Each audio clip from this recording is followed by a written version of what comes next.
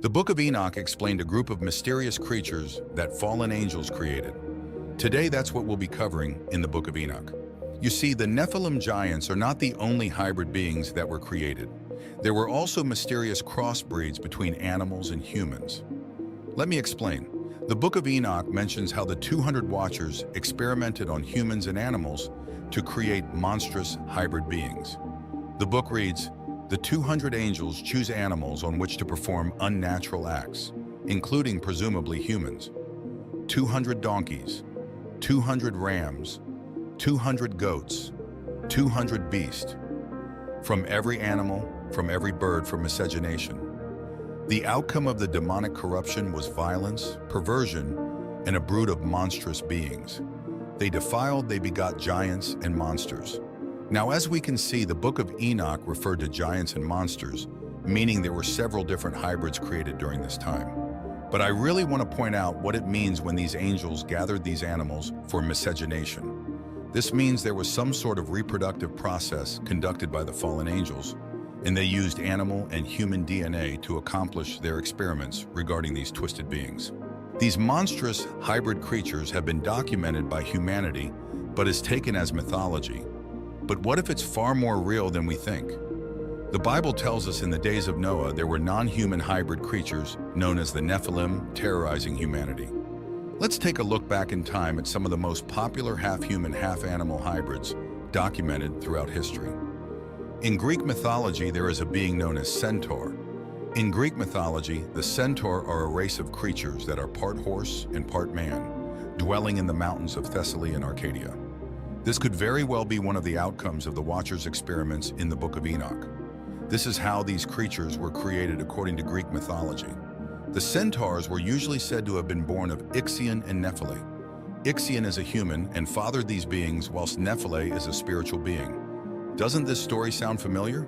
As the story goes, Nephili was a cloud made into the likeness of Hera in a plot to trick Ixion into revealing his lust for Hera to Zeus. Ixion seduced Nephili, and from that relationship, centaurs were created. This is basically the same story of the fallen angels creating the hybrid beings through miscegenation. Miscegenation literally means reproduction through intimate relations. There are also other creatures in Greek mythology that are half human and half animal. They are known as sirens. Although most people refer to sirens as mermaids now, in Greek mythology they are half bird, half human creatures. And as we know, the Book of Enoch said, the fallen angels took 200 of every bird to genetically manipulate them, which created hybrid creatures. One of the most renowned places in the world that speaks of these hybrid beings is none other than ancient Egypt. As we analyze the hieroglyphs, we see how the gods of Egypt are detailed. For example, Thoth, god of writing, wisdom, and magic, is depicted as having a bird head and a human-like body. Also, Horus has a similar appearance.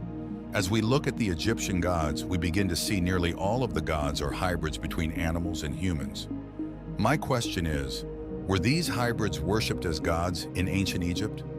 I think it is possible that the creatures created by the fallen angels through miscegenation were worshipped as gods alongside the fallen angels, since the fallen angels could have just passed the advanced spiritual knowledge to their offspring, making them indistinguishable from an angelic being themselves as far as spiritual wisdom. One thing we must acknowledge is that the fallen angels in heaven wanted to be worshipped as gods, and they were casted to earth and were being worshipped as gods along with their offsprings. Perhaps some of these beings are still alive today, which is why creatures such as the Mothman have allegedly been spotted. Mothman in West Virginian folklore is a humanoid creature reportedly seen in the Point Pleasant area from November 15, 1966 to December 15, 1967. And hence his name. He looks like he's partially a giant moth and partially a man. In mid-November 1966, in the small town of Point Pleasant, West Virginia, two young couples fled the local woods, claiming they'd seen a terrifying creature. They recounted their story to the sheriff and reported that the entity looked human in most respects, except for its 10-foot wings and glowing red eyes. Mysterious beings that are believed to exist but haven't been proven to exist have been labeled as cryptids, and these cryptid creatures have been spotted all over the world. However, there is something very important I want to point out about these creatures.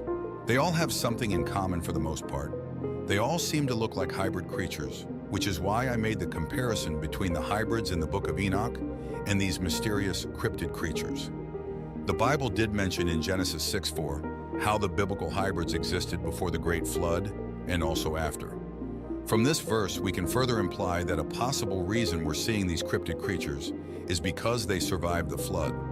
The Great Flood was actually meant to remove these abominations, not necessarily humans.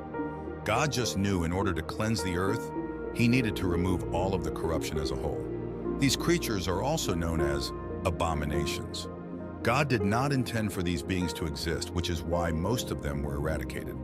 Even if we still see small signs of their existence, it's nowhere near as bad as it was in the days of old.